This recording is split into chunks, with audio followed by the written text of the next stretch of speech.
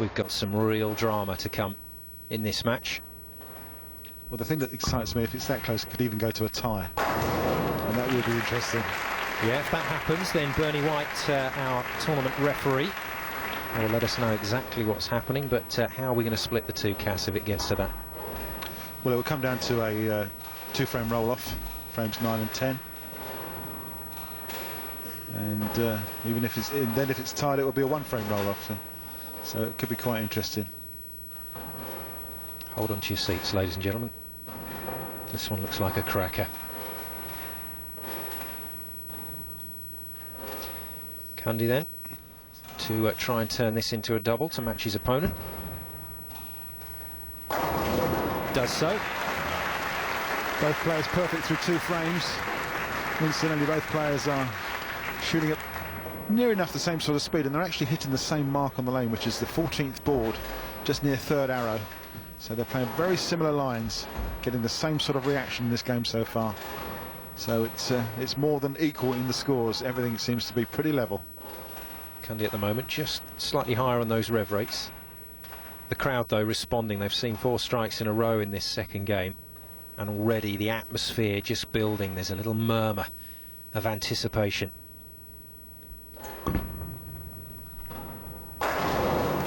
Great work. It's a turkey for Badr al-Sheikh, the second one that he's posted in this match. I wonder what's going through Mario Joseph's mind. They're both on 300 games. Well, it's a win-win situation, isn't it, for the coach of both these players? You see the 460 revs per minute that Badr's putting on his bowling ball. Yeah, he's just picked that up a touch from the first game. He was around about the 420s. So he's clearly getting confident, feeling comfortable with that line, and just putting that extra bit of effort. Yeah, he's looking quite relaxed, isn't he, under these television lights. Darren again going through his little warm-up procedure. Smooth as you like. Oh, who's going to crack first? That's what it's going to come down to now. We're in a real shootout. Between them, 6 strikes in a row. 2 turkeys. That's how they look at the moment, and well, Darren Cundy living with Badr al-Sheikh. That's what we can say. Absolutely, and the crowd are very much on the edge of their seat, and as you mentioned, they're in anticipation because they know this match has to finish in 7 frames time. It can't go on to game 3 or 4. This is just a 2-game shootout, and we're coming down to the 3/4 stage of this match, and it's absolutely level bar 1 pin. And the other impressive thing, Cass, neither of them has really had a lucky strike in this run, so both players look absolutely solid and locked in now. And it's good to see. This is the way Tenpin bowling at the highest level is played. Players get locked into their line, get into that strike pocket, and hopefully carry all pins. And the revs and the speed going up from Badr al-Sheikh. Well, yes, I mean, that could be an unconscious thing, but maybe he's getting just a little bit nervous. You know, we're in a big shootout situation here on television. These shows go around the world. Cundy for a 4-bagger. Just bounced that one a little. Not quite as smooth as normal, but the same result, straight through.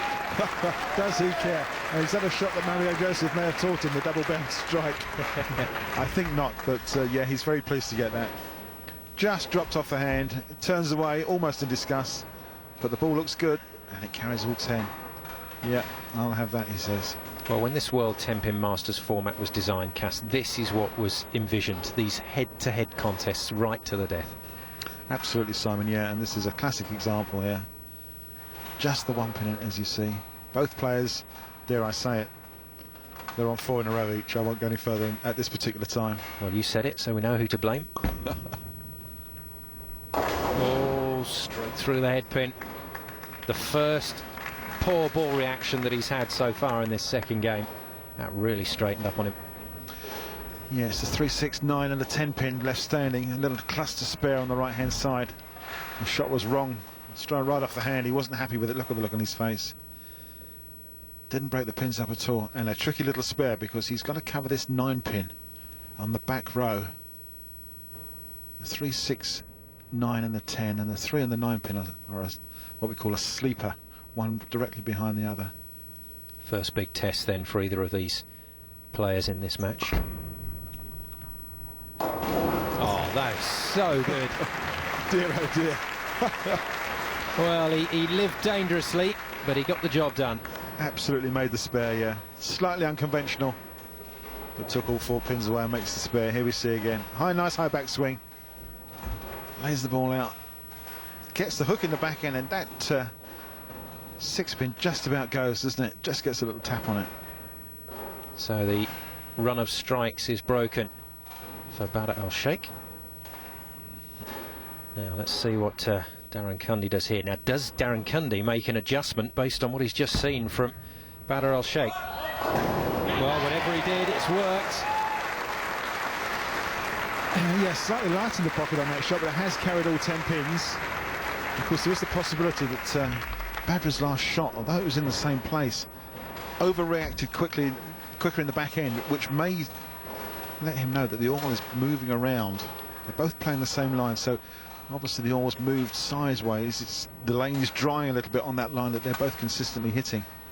But on that shot, Darren sort of got the ball to hang there and carried all 10, so that's 5 in a row.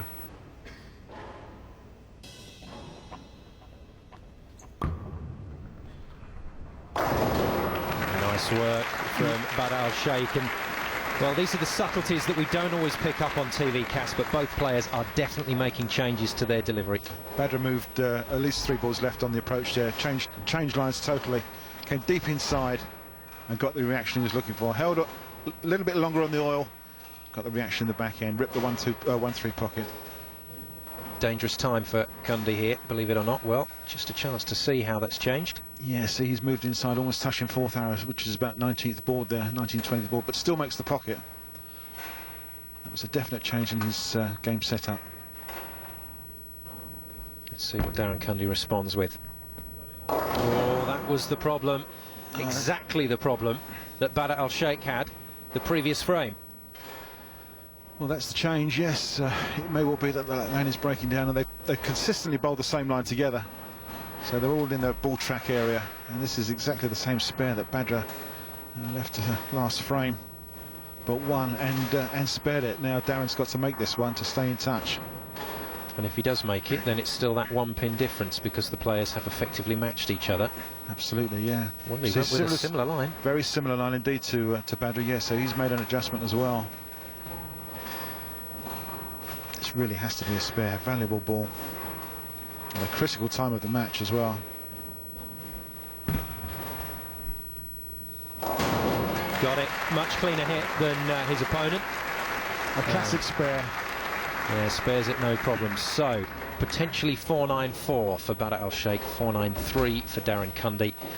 It's still just the 1 pin in it, and can't see these two breaking away. I think they're going to match each other all the way through to that last frame.